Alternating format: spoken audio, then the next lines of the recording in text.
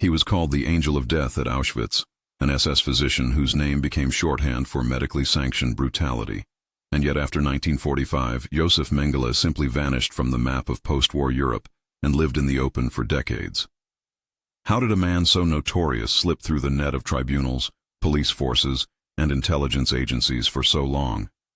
This is the story of his escape, his life in exile, the hunts that sought him, and the forensic work that finally closed his file. Josef Mengele's wartime role was simple to describe and devastating in consequence. A physician and SS officer assigned to Auschwitz from 1943 to 1944, he gained infamy for his selections at the ramp and for pseudo-scientific experiments on prisoners. Survivors and contemporaneous documents link him to decisions that determined who lived and who was sent to the gas chambers, and to human experimentation that caused lasting suffering. Those facts explain why Allied authorities, survivors' organizations, and later prosecutors made his capture a high priority. He was not merely another fugitive. He was a symbol of the crimes the world vowed to punish. So how did he avoid the fate that caught many other senior Nazis? His flight began in the chaotic months at the end of the war. As the Third Reich collapsed, Mengele left Auschwitz in January 1945 and retreated westward with other German forces. In the immediate post-war period, he disappeared from public records and spent time moving through Bavaria. In 1949, he left Europe and arrived in South America. The precise means of his departure, exact ships, the individuals who arranged travel documents, and the intermediaries involved, contained gaps in the record and, in parts, remain disputed or unverified. What the archival record and later investigations make clear, however, are the broad mechanisms that carried him out of Europe: clandestine escape routes, false travel documents, and sympathetic or indifferent officials who allowed fugitives to slip away. One crucial element in this pattern was the existence of organized escape networks, often called rat lines, that linked defeated Germany to ports and safe havens in southern Europe and onward to South America. These networks were a patchwork of actors: clergy and priests in some instances, nationalist sympathizers and émigré communities, opportunistic smugglers and criminal middlemen, and bureaucratic facilitators who could procure or falsify identity papers. Some of these actors are documented in primary sources. Other alleged facilitators are part of contested narratives and must be treated as unverified in the absence of direct documentation tied to Mengele personally. Argentina famously became a destination for many fleeing Nazis, and it is where Mengele first re-established himself. Argentina under Juan Perón during the late 1940s and 1950s offered a receptive climate for European immigrants, and inside Argentine German-speaking communities, many fugitives found anonymity and social cover. Mengele lived in and near Buenos Aires at different periods. He worked in small jobs, kept low public visibility, and gradually built a pattern of movement that made close surveillance and eventual arrest difficult. Papers, both forged and, in some cases, legitimately issued under false pretenses, were the technical backbone of these escapes. Fugitives carried alternative names and travel documents, sometimes secured through intermediaries who traded contacts for money. For Mengele, as for others, documentation that obscured place of birth, participation in Nazi organizations, or actual identity, was sufficient to pass immigration controls in an era when global record sharing was limited. Where certain documents have been traced in archives, they attest to how bureaucratic gaps were exploited. Where specific paper trails cannot be established, historians mark those claims as unverified. But documents alone did not make him invisible. Language skills, the willingness to adopt new social roles, and constant mobility were equally important. Mengele moved from Argentina to Paraguay around the late 1950s, a period when Perón's fall in Argentina prompted many former residents to relocate to neighboring countries. Paraguay under Alfredo Stroessner tolerated or even sheltered some exiles from Europe. From Paraguay, he later crossed into Brazil, where, over time, he took on menial jobs, lived in small towns, and used the anonymity of rural and coastal communities to remain concealed. In Brazil, he drew less attention than he would have in the urban centers of Europe. The physical geography of South America, the distance from Europe, porous borders, and sparsely policed areas, gave him strategic advantage.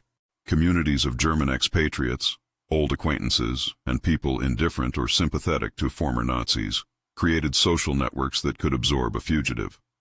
Some hosts offered direct assistance. Others simply provided a context in which a man with German mannerisms and a low profile seemed unremarkable. Scholars have documented how these expatriate enclaves sometimes served as protective cocoons. Where specific individuals aided Mengele, evidence ranges from well-documented to unverified. Each claim that lacks primary source corroboration should be read as rumor. The international hunt for Mengele was persistent, but repeatedly frustrated. West German prosecutors, Israeli intelligence, the CIA, Interpol, and local law enforcement all collected leads over the decades.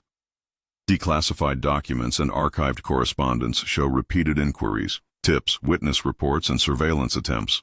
Many of the reports compiled by intelligence services are soberly procedural. A name emerges in a local press, a tip arrives from an informant, a photograph is taken, and an agency runs checks. Most leads, however, showed one of three outcomes. The information could not be corroborated. The person reported was not Mengele, or political and legal hurdles impeded action. The capture of Adolf Eichmann in 1960 in Argentina by Israeli agents had a catalytic effect. Eichmann's arrest exposed the reality that high-ranking Nazis were living openly in Argentine communities, and it intensified pressure on governments and intelligence agencies to pursue other fugitives. Yet the Eichmann operation also highlighted limits. Israeli intelligence had invested significant resources and taken extraordinary risks. Following that model was costly and dangerous. Mossad and other agencies maintained files on Mengele and periodically chased leads, but capture remained elusive. In some cases, the agencies judged that the logistical and political costs of an operation outweighed the chances of success. In other instances, operational constraints, lack of local cooperation, legal barriers, or the suspect's mobility frustrated capture. The record also shows a steady stream of reported sightings: Buenos Aires cafes, Paraguayan border towns, rural Brazilian beaches. Many such sightings were unverified. Some were honest mistakes, some deliberate fabrications, and some plausible but impossible to confirm. Intelligence files often flagged these tips as unconfirmed or unverified. One lesson from decades of chasing such tips is methodological. When thousands of leads are generated around a high-profile fugitive, the signal-to-noise ratio can be low. Intelligence and police resources can be exhausted on false trails, while the true trail grows cold. Mengele's ability to adapt his daily life played a role. He avoided public offices that required fingerprinting or medical licensing under his real name. He worked in rural and agricultural roles in later years, where background checks were rare. He changed locations often enough to make pattern analysis difficult. By the time most systematic international investigations intensified, he had already fashioned a lifestyle that reduced exposure to the standard mechanisms of arrest. Despite the decades of uncertainty, the question of closure moved forward after his death. Josef Mengele drowned on February 7, 1979, off the coast of Bertioga, a coastal town in São Paulo State, Brazil. He had suffered a stroke while swimming and was buried under an assumed name. Those facts, date, place, cause, are documented in investigative and prosecutorial records and are widely accepted among historians.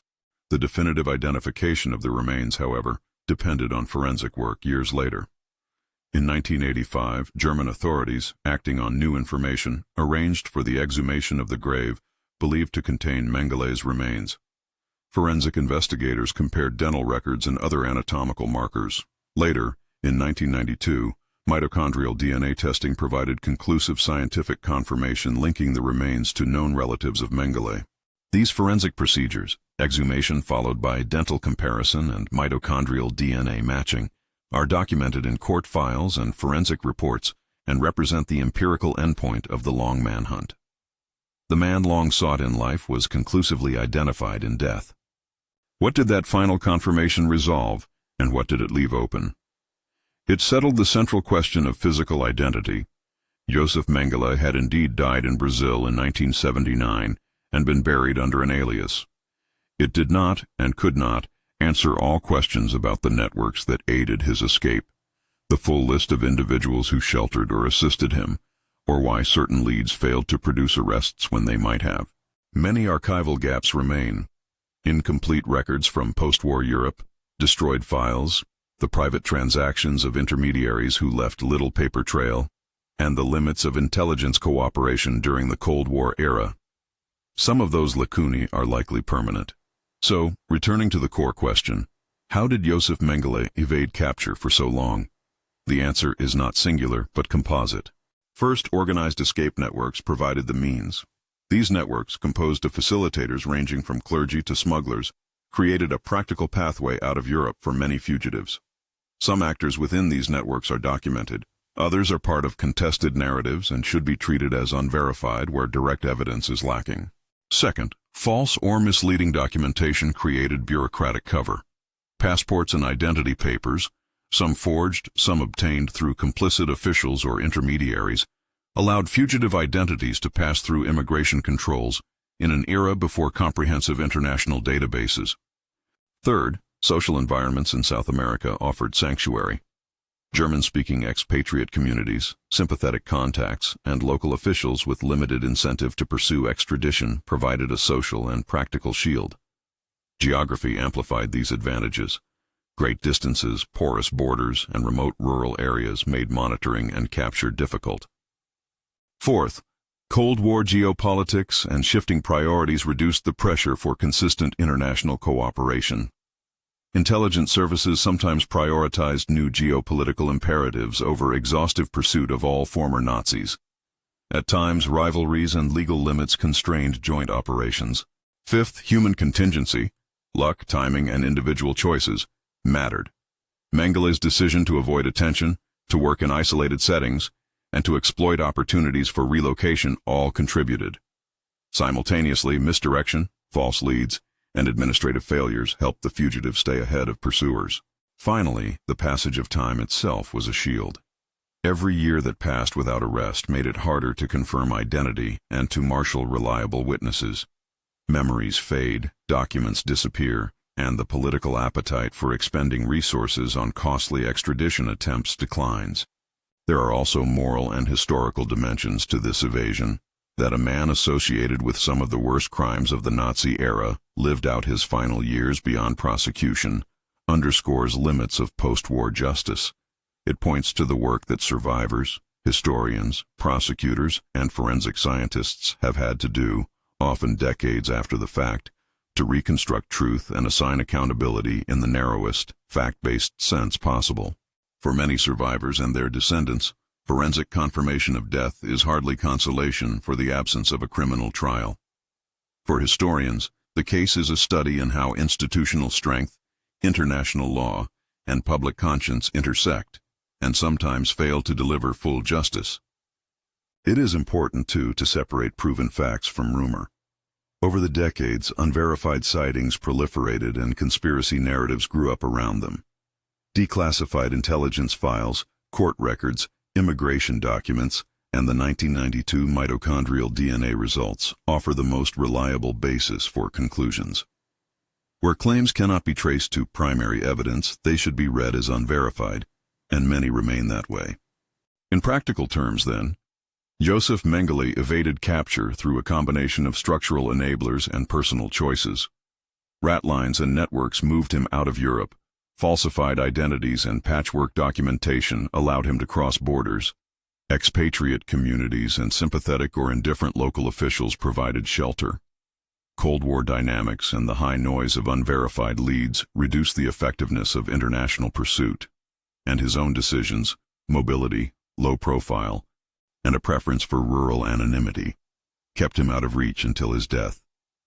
Forensic exhumation and DNA testing in the 1980s and 1990s finally closed the question of his physical identity, but they could not reconstruct every missing link in the story of how he slipped away. The tale of Josef Mengele's escape and long evasion is, in that sense, both a historical case study and a cautionary example. It illustrates how bureaucratic gaps, geopolitical priorities, social networks, and individual cunning can obstruct justice. It also shows the power and limits of archival and forensic work. Records and DNA can confirm facts, but they cannot fully undo the human consequences of the crimes that made the man a target in the first place.